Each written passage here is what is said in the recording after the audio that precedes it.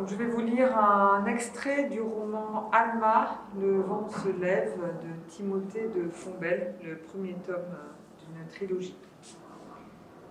Chapitre 2, Vers le reste du monde. Ils sont si bien ensemble que cela pourrait durer toute la vie. Il pleut maintenant, depuis 40 jours et 40 nuits. La famille est autour du feu qui envahit la maison et l'illumine. Dehors, il fait nuit. Des fourrures enveloppent leurs épaules, tapissent le sol. Au-dessus d'eux, le toit est un entassement d'herbes coupées sur lesquelles glissent les vagues de pluie. Les murs sont faits en branches et en paille, collés avec de la terre dorée. L'âme est appuyée contre son père. Il dort. Alma est en face, à côté de son grand frère accroupi. Soum sourit en inclinant la tête. Il remue les flammes avec un bâton près de sa mère, dont les yeux reflètent chaque étincelle du feu. Dans la vallée, certains ruisseaux sont transformés en torrents, mais la maison est plus haut sur la prairie, enlacée par les branches géantes d'un figuier. Dans les bras de cet arbre, ils se sentent à l'abri de tout, comme des survivants au déluge. Ce qu'aime Alma, c'est qu'ils ne font rien et qu'ils sont tous ensemble. Voilà pourquoi le temps des grandes pluies est toujours une fête.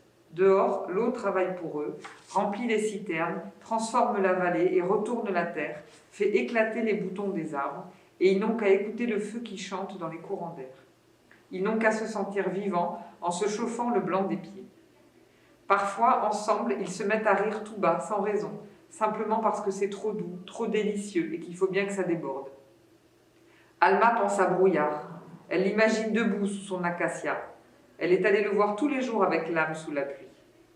L'âme a appris à rester seule sur le dos de Brouillard en se cramponnant au collier de cuir. L'enfant est si léger que l'animal l'oublie dans sa course. Alma les regarde traverser ensemble les étangs, effrayer les petits phacochères stupides qui se jettent sous eux. L'âme est presque couchée sur le dos de Brouillard quand il file dans les sous-bois. Ils fendent les feuillages à la vitesse du vent, puis ils disparaissent complètement. Alma récupère l'âme dans ses bras après des heures. Elle le serre contre elle. Ils écrasent sous eux des œillets blancs dans l'herbe. Il a le corps fatigué, les yeux ardents, la peau cirée par la pluie. Elle lui dit « Arrête-toi quelquefois. » « Pourquoi ?»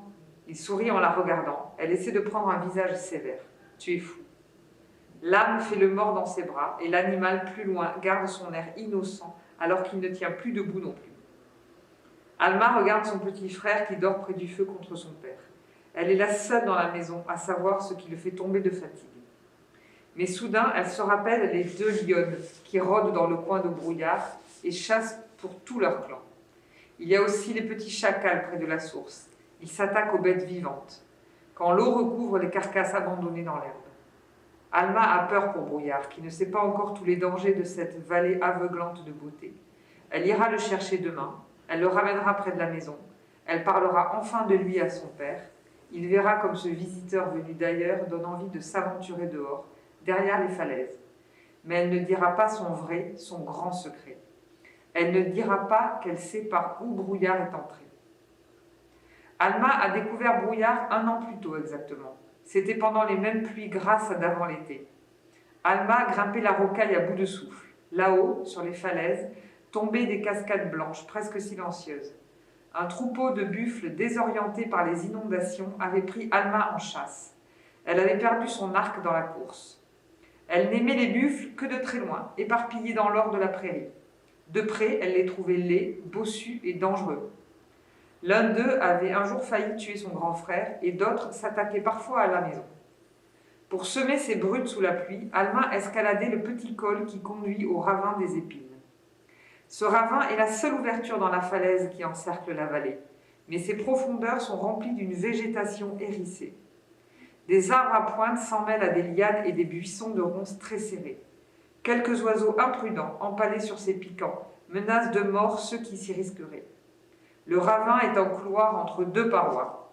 Il est infranchissable, tapissé d'épines sur 30 mètres de profondeur. C'est pour cela qu'Alma et ses frères ne s'en approchent pas. Ils ont peur d'y tomber et de finir comme les antilopes dont les squelettes blanchissent à jamais tout au fond. Mais ce jour-là, en arrivant au bord du ravin, Alma s'était retrouvée devant un paysage qu'elle n'avait jamais vu. Fatiguée et trempée, elle était d'abord revenue sur ses pas pour examiner derrière elle les buffles qui l'attendaient en bas. Puis, se retournant face au ravin, elle avait découvert à la place des épines une grande étendue d'eau. Un lac éphémère noyait le piège de la végétation. Elle ne pouvait pas le croire. À cause de la pluie, à cause de ce déluge de pluie, le précipice était devenu un lac qui disparaissait au loin entre les parois escarpées. Et là, juste en dessous d'elle, il y avait brouillard. Alma distinguait son étrange silhouette au milieu des remous. Il nageait et se cognait contre la paroi pour essayer de sortir de l'eau. Elle ne lui avait pas encore donné de nom, mais déjà la crinière blanche s'entourait de vapeur. Alma n'entendait que son souffle rauque. Le niveau de l'eau commençait à baisser. Brouillard allait être pris dans les épines. Alma avait compris tout de suite qu'il venait de très loin. Il était arrivé par la magie de la pluie. Le ruissellement et les cascades avaient rempli le ravin pour le laisser passer, presque en volant, au-dessus de l'enfer des épines. Il venait de là-bas, tout là-bas. Maintenant, ses sabots raclaient la roche, toujours au même endroit. Sa plainte devenait plus faible et plus grave. La respiration d'Alma s'était calée sur celle de l'animal.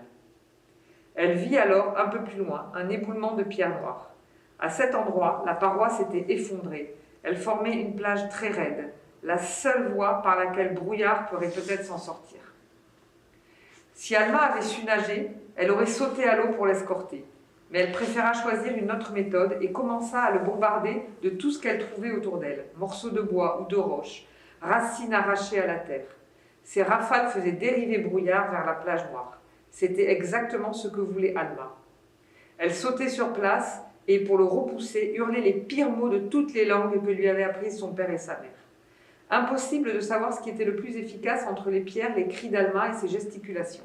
L'essentiel était que, peu à peu, Brouillard dérivait du bon côté. Et pour la première fois, arrivant vers les rochers, il réussit à hisser une partie de son corps au-dessus de l'eau.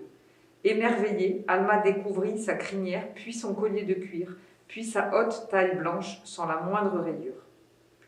Mais elle le sentait vaciller, prêt à basculer à nouveau en arrière. Elle ramassa une dernière pierre et la lança de toutes ses forces dans l'eau derrière lui. Cette fois, il sortit en entier et remonta l'éboulis. Il s'arrêta à la hauteur d'Alma. Il la regarda en s'ébrouant, se demandant ce qu'il devait penser de cet enragé qui lui avait sauvé la vie. Puis il descendit vers la vallée, fit s'enfuir les buffles en quelques ruades et disparut. Cette première rencontre explique peut-être le temps qu'il fallut à Alma avant de pouvoir l'approcher à nouveau.